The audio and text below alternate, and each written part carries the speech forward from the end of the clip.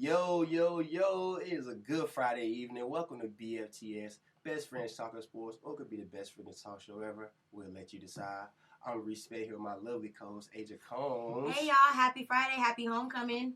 Happy homecoming. TSU turn up. Really excited about that. This is my first HBCU homecoming, and it's amazing. It's finna be a trill turn up, y'all. Trill turn up. It's really real. It's real out here. It's trill out here. It's trill out here in these streets. But look, let's get into this Monday night football game. Yeah, let's go and get into this Monday night football game. Yeah, I was slow. We had a 17-20 game between the Vikings, and then we also had a Thursday night game that we're going to get into. We're also going to get into TSU football. We talked about homecoming. Alabama State. Is it Alabama State we're playing? Alabama State versus TSU Tigers. TSU, yep. This Saturday, come out support TSU Tigers, y'all. Come out support. Definitely. And it's a swag opener for both, so we're going to get into those. But backtrack, and we're going to get into the Monday night game. Like I said, it was between the Bears and the Vikings. It was a 17-20 loss of the Bears. The Vikings won. Case Keenum did pretty good. He is a University of Houston alum. Yes, he is. Shout out Case Keenum and the U of H Cougs. Let's go, Cougs. Shout out to my man Austin out there who's right now on a private jet with the Cougs going to Maryland. Ooh, shout you out, bro. So, look, check this out. So, Mitchell Trubisky is definitely from my home state of North Carolina. North Carolina. He's not from my home state, but he attended the University of North Carolina, so I shout him out. He had a good game. They lost, but he went 12 for 25. He had 128 yards, 1 touchdown, 1 interception. Do you think Mitchell Trubisky can maintain?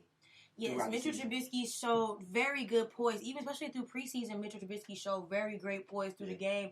I think the Bears did not go undefeated during the preseason, but I think they had a winning record during the preseason. And now all the back off of Mitchell Trubisky, he's really aware of the deep ball content very well, of his surroundings. He knows where receivers are open. He knows the routes that he has to throw is going to get him the big plays. So Mitchell Trubisky has a very much a good talent. He could last long in the NFL. I feel like Mitchell Trubisky and the Bears, they got something coming. Trubisky's going to get the Bears to where they need to be. Not where they want to be, but where they need to be. Understood. That's good. And another thing, Minnesota did really good, and they're good up front. Anthony Barr. You also talk about, I was going to say, not Sharif Floyd, but Leonard Floyd. He had 2 sacks and he had a safety. Their D-line is pretty big and pretty good. So that was a small recap of Monday night. So now we're going to transition to the Thursday night game. Yeah, the good old Eagles fly against, the Panthers. The score was 28-3 going to the Eagles at the score of 28. It was a Carson Wentz show, basically. Carson Wentz. It's all sunny in Pennsylvania, y'all. It's all sunny in Pennsylvania. I'm going to let you have it for now. Carson Wentz threw 3 TDs. He was 16 for 30 for 220 yards. He used LeGarrette Blount. Shout out to Blount. Blount got 2 rings. Blount forced trauma. Really? For real. That's where he got that from. The Patriots gave him that name. Blount forced trauma. But it was basically more like the Wentz show. The Wentz show was doing what the Wentz show does. He was picking folks off and letting people try to figure it out through the defense. And I feel like Carson Wentz is showing everybody that he deserves to be in the National Football League. This is his ground. This is his team. And he's going to take the Eagles. As far as Carson Wentz can take the Eagles, that's how far Carson Wentz is going to take the Eagles. I like Carson Wentz, and I call him young Carson Wentz. You think about artists like Young Thug or somebody with the young handle. I call him young Carson Wentz just because of the mobility that he brings to the game, as most young players do. But he's also smart. He's a winner. He comes from North Dakota State, 2+ championship rings, national championship rings. So he took his team all the way. Also, it's definitely going to be a Carson Wentz team, like you said. They're building around Carson Wentz with Nelson Aguilar. They brought in Alshon Jeffrey from Chicago. Big Blount is in the backfield. They have a strong D-line. That D-line really came to play last night. I am a Panthers fan, but just watching their pass rush, how they got the ball, they really pushed our linemen off of the ball. Cam got smacked a couple times. Cam did get smacked a couple times. But 3 sacks. But also, on the flip side, you have to show love to Carolina's D-line. Julius Peppers is chasing number 4 all-time on the sack list with 150. No, he has 130-some sacks. He's chasing 130-some sacks. Also, you have Mario Addison, who's doing real good out of Troy University. This was a contract year for him last year. We also lost Luke Kuechly. I think he has another concussion. Yep, because he's on my fantasy team, and he didn't give me no points. And I think this is going to be his 3rd concussion, and if it's his 3rd concussion, now you have to look at retirement. Y'all thinking that far with Luke? As much as you told me how big Luke is to the city of to the state of North Carolina, and y'all really feeling that way? Just if it's a concussion, because a concussion is really, and now with the state and the climate of the league, they're really taking percussion protocol to a whole another level. But they don't even think CTE is real though. Ooh, we had a lineman run through a Home Depot glass door just for nothing. And then, you know, when you look at the suicide rate of some players, and just some of when they do examine their brains and they see that there's that common trace of whatever CTE is. I'm not an expert on that, but it may have some kind of correlation. But just going back to Carson Wentz and the Eagles, they are going to be good. But do you think the Eagles are playoff contenders? No.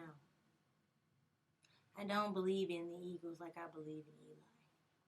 I don't believe Carson Wentz can get them that far as to winning a playoff game. Mm. I feel like that division that they're in. And they are 5-1. Yes. Congratulations. You can have a cookie for being 5-1. Same way the Chiefs can have a cookie for being 5-1 is too. But Carson Wentz is only 3 years in the league. I'm gonna say this is his third. This is his third year. Okay, that's fine. Good for a young guy. He's 5-1, and he has great talent around him. But he could have better. But I think for who he is and for where he's at in the league, also coming from a Division I AA or Division II school, I can't remember what North Dakota State is. That speaks a lot. Kind of like Joe Flacco coming from Delaware. You know, coming from they say the talent isn't. And Joe Flacco got all this money and he's playing like garbage. I mean, but Joe got a ring. Actually, 2 of them, I think. Joe only has 1 ring. Oh, yeah. A lot of players can't say they do. So I think small. It goes to show you that small ball can do it. And I think if Carson Wentz just continues to stay on this path, it'll be a Carson Wentz Eagles team for a long time, like it was a Donovan McNabb. Yeah, but Donovan McNabb been to the Super Bowl twice. And Donovan McNabb had the receipt. Yeah, the Eagles don't win Super Bowls. There you go. The Eagles don't. And I heard Max Kellerman refer to that on First Take this morning. Yeah, the Eagles don't win Super Bowls. They don't do that. Because they've been there twice. When Andy Reid, they had the T.O. show and the Donovan McNabb show. That didn't work. So I feel as if Carson Wentz, he can do it. I believe he can do it. But do I believe he can get into the Super Bowl and they can win it? No. And I feel the same way about KC as well. I give KC their cookie for 5-1 because it's very hard in National Football League to be 5-1, 5-0 actually. To be the only team undefeated actually. And it's very hard.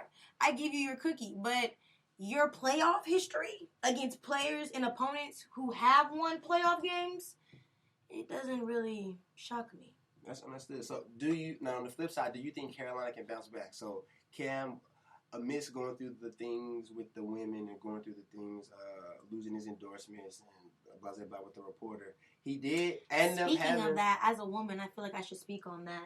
And I feel that as that situation with Cam and that reporter, I feel that Cam was showing no ill will or not even being rude or being discriminate toward her. I feel like it was all about a natural reaction. When I saw the press conference and I saw him talking to that woman, when she asked that question, I was even shocked because me as being a football woman, as you guys know, I know football, I know sports, but I don't know it to the consistency up to what she knew. She was on the routes. Mm-hmm. And she said, and the quote was, and I quote, "So how do you feel about David Funchess being really good on your routes? How do you feel, he's going really explosive on his routes? How does that make you feel as a player?" And if that was me on the flip side, I would have took a pause back like Cam, and I think I would have said the same thing. Like, I look at it in the light, kind of like as if me as a male coming up and talking to you about all different kinds of makeup. That would kind of, not to say... Like, you know what contouring is, for real? Yeah, so you would kind of be like, why? So then for me to just be like, oh, she got mad at me because I didn't know what kind of makeup. I guess it would look different on me versus how it looked because the situations and the roles were flipped. Reverse. So I feel like if it were a man talking about something that were more of a feminine thing, it wouldn't be as blown out of proportion as so. Not to say blown out of proportion, but it wouldn't have been taken to the heights that it has been as if it were a woman knowing something more about a manly sport, more so like anything you can do, I can do, but they don't look at men on the same. It's that double. It's that double standard that we have to get rid of in society because that double standard is ridiculous. And for Cam, to lose his endorsements because a woman couldn't get the shock and awe of his comment it's really sad. Yeah. And that's really sad that you can lose your job all because of an emotion that you can't articulate. It is natural. Everyone felt the same way. Like, she asked a question that really just took him out of, like, and it wasn't even like he made this, oh man, you really know. He just was saying, yeah. He kind of hit him with it was kind of like a smooth guy, like, well, I really wasn't knowing you, but I wasn't ready for that question. But you know, hey, I'm gonna answer it. But, yeah, like that, and I feel like that the media took, like they always do, took that way out of proportion. But back to the game, I just feel like I had to talk about that. You think he could be back? He can bounce back against when he did Detroit. That he showed the critics, like, you guys are really tripping. Yeah. Like, it's not that serious. And like, the Eagles are good. We lost to a good team, and we don't have Greg Olsen, and we don't have Luke. We lost to a good team. We came so back did the by Patriots. 5. First of all, the Patriots lost by 3 points. To who though? We only lost by 3 points. That doesn't mean anything. We lost by 3 points because of the defense. That's all that means. That doesn't mean anything. Understood. You lost by 5 points because your quarterback threw 3 picks and got sacked 3 times. Transition. I ain't gonna let her batter me, y'all. We might have to transition. I'm just saying, facts are facts. But that was a good game. The Thursday night game was good. Like I said, it was a 28-23 win for Philly. Carolina did lose in there. There were some big players. We did have an injury. Luke Kuechly was injured. And also going back to the Monday night game, there were no injuries. I don't remember. With Josh Norman got injured on Monday night game. No, that's bad. The defense race. Oh, my bad. That was 2 weeks. 2 weeks ago. Yeah. My bad. I like it though. Backtrack. I have to go back and get mental notes sometime too. But look, so transitioning on to our own TSU Tigers. Whoa, homecoming, y'all. TSU Tigers, let's get into this game. Let's get this W. So, with TSU, they did win the last meeting with Alabama State. It was a 34-31 thriller. Also, Kizzy, our star receiver, is second in receiving yards in the FCS, so he's putting up. We need to have a big game from him. Yes. So how do you feel that? And I have some breaking quarterback news. So how do you? I was just about to ask you that. How do you feel that the quarterback can get Kizzy more involved in this? Well, game? we have a new quarterback at the helm for homecoming. Jay Delira got hurt, so now we have Elliot Odom. He started for 1 for 2, and he was 5 yards for the last game that he had came in. Okay. And we just really need production from the veterans like Kitsy, Brad Woodard, Cooks, and our offense and defense. We really need our offense and defense to step up because we have a new quarterback, and it's his first time, I think, playing on the bigger level, especially for homecoming. This is his first big game against Alabama State. So I feel as with this new quarterback, we just need to I wouldn't say go fast, because going fast hasn't really worked for us. So I would say, how about we slow it down and play our game? I like that because you're right. The past couple of weeks we have felt like speeding up the pace will help us to get an advantage. Yeah, but speeding up the pace hasn't really happened. But I think we might have to just take the slow approach. More so, not put it on cruise control, but be more so Mayweather-ish. Be real precise with our punches, but make sure everything. So be more defensive. Yeah, come out with a defensive hand first, let's counter punch. Then bring them, then bring the haymakers. And then bring the madness. Okay. Then bring the madness. So I think if we can get Kidzy quick catches, get the receivers in quick games, have a big running day from from both running backs and the quarterback, and just continue to just punch at them like that, it'll really help us. I agree, excuse me. And this is a swag opener for both teams, too.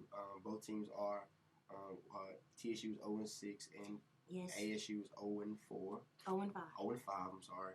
0-5. And then we lost the previous game to Kennesaw State, 48-3. We talked about how we need to stop the run. Yes. Alabama State they haven't been as dominant in the run this year. They just recently lost their coach. He was fired mid-season. Oh, that's sad. I'm sorry to hear that. I didn't know that. Yeah, that coach was fired mid-season. But that's going to be it for today. That was a good wrap-up. TSU, I'm predicting 14-17. What you got? I got 28-7 TSU. I'm calling a blowout, y'all. All righty. And on Respect, this is my lovely coach, Asia Holmes. Have a nice day, y'all. See y'all. See ya.